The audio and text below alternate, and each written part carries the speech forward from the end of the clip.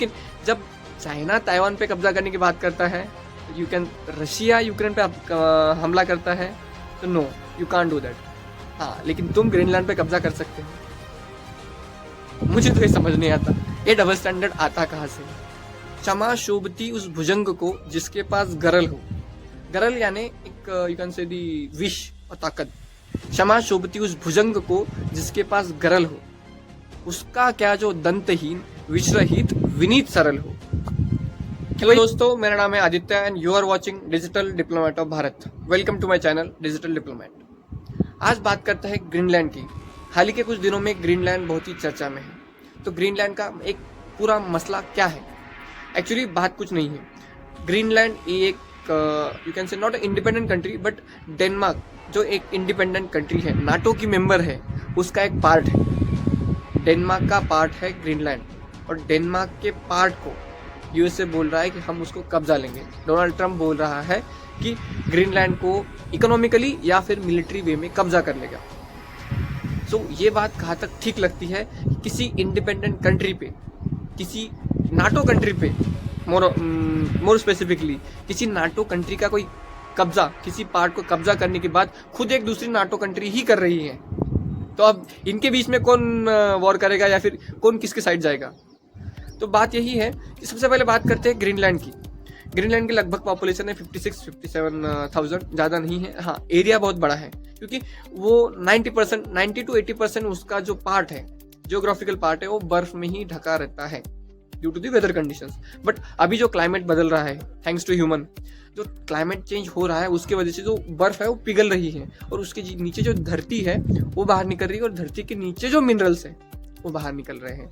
That's where the all peoples are getting catched. सबकी नजर वही पे है कि वो जो मिनरल्स है, वो जो क्रूड ऑयल है, वहां पे जो भी निकलेगा उस पे कौन पहले कब्जा जमाएगा। तो बात ग्रीनलैंड की करते हैं, या फिर यू कैन से अभी ग्रीनलैंड चाहिए क्यों। मैंने आपको बता दिया कि ये जो 2-3 पॉइंट्स हैं कि वहाँ पे जो रिसोर्सेस है उस पे ही सबकी नज़र है। तो यूएसए ये कब से बात कर रहा है? लाइक हाल ही के दिनों की बात नहीं है। लाइक पिछले भी कई बार यूएसए ने उसको एक काइंड ऑफ ऑफर दिया है, लाइक 1 बिलियन का एक ऑफर दिया था शायद 1946 में डेनमार्क को और ग्रीनलैंड को हासिल करने का या फिर खरीदने का। तो ये अभी भी ट्राई कर रहा है यू कैन से डोनाल्ड ट्रंप। लेकिन डेनमार्क के जो प्रेसिडेंट है, एक फीमेल है, आई थिंक नाम मैं भूल गया हूँ, उनके बीच में और डोनाल्ड ट्रंप के बीच में कहा जाता है कि बातचीत हुई फोन कॉल पर, और वो फोन कॉल को कोई कोल्ड कॉल बोल रहा है, कोई कोल्ड शावर बोल रहा है, क्योंकि वो एक फियर्सफुल बात हुई एकदम। यू कैन से दी कोई झगड़े कैसे करता है, इसी तरीके से बात हुई कि नहीं, मैं नहीं दूंगी डेनमार्क ग्रीनलैंड, और डोनाल्ड ट्रंप बोल रहा है कि नहीं, मुझे चाहिए, मैं कुछ भी करूंगा। That kind of phone call that was from the resources.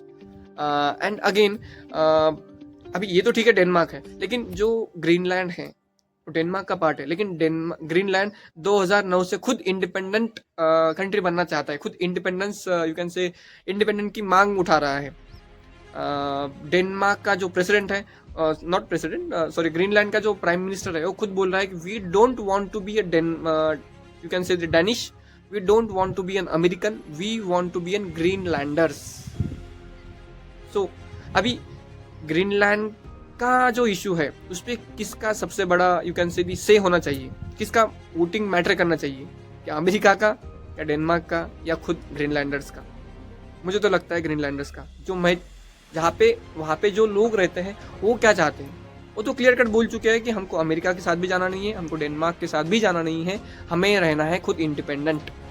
लेकिन अभी यथास्थिति क्या है? यथास्थिति यही है कि ग्रीनलैंड को जो फंडिंग करता है वो डेनमार्क करता है, लगभग 1 बिलियन के आसपास फंडिंग है।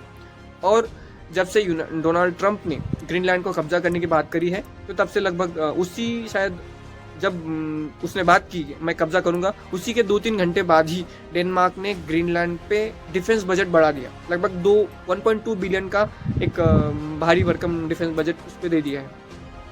तो आई डोंट थिंक सो कि उसका कोई काम पड़ेगा अभी, उसके पहले ही सब मैटर हो जाएगा may be.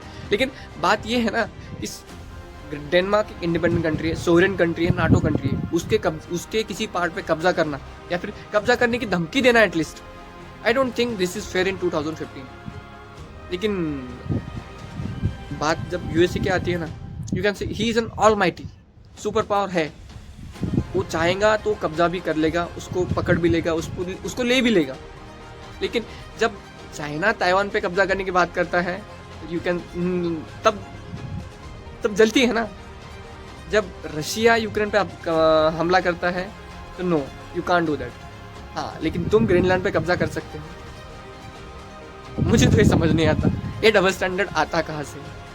This double standard is nothing but USA in a short word. So बात यही होती है कि अगर कल ग्रीनलैंड पे कब्जा कर लिया यूएसए ने, वो भी कर भी सकता है, he has that power, Donald Trump has that power. So कल कर लिया तो उसके बाद जब परसों अगर ताइवान पे चाइना ने कब्जा कर लिया तो उसके खिलाफ कौन बोलेगा?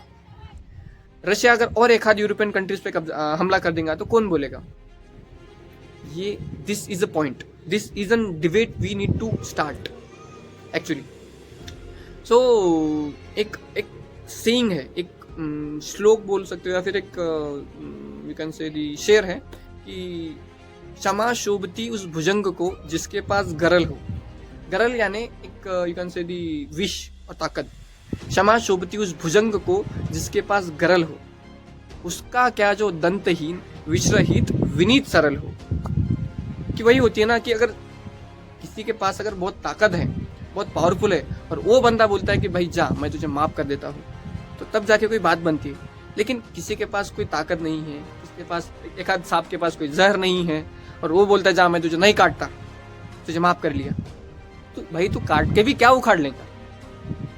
तो यही बात होती है, जिसके पास ताकत होती है ना वो कुछ भी कर सकता है। This is called as geopolitics. This is an exactly you can say the condition of international relation. यहाँ पे जो डेमोक्रेसी, मोरालिटी, ये सब अच्छी चीज़ें कागज पे अच्छी लगती है, जो होते हैं ना MOU साइन होते हैं, उस पर अच्छी लगती है। लेकिन जब आप रियलिटी में उतरोगे, यही है, might is right. So I hope I am able to convey my point. And अगर आपको इसी चीज़ पे कोई अगर अलग पॉइंट ऑफ व्यू है तो आप भी कमेंट कर सकते हैं। अगर आपको ये वीडियो अच्छा लगा तो please like, share and subscribe to my channel digital diplomat of Bharat. जय हिंद, वंदे मातरम, भारत माता की जय।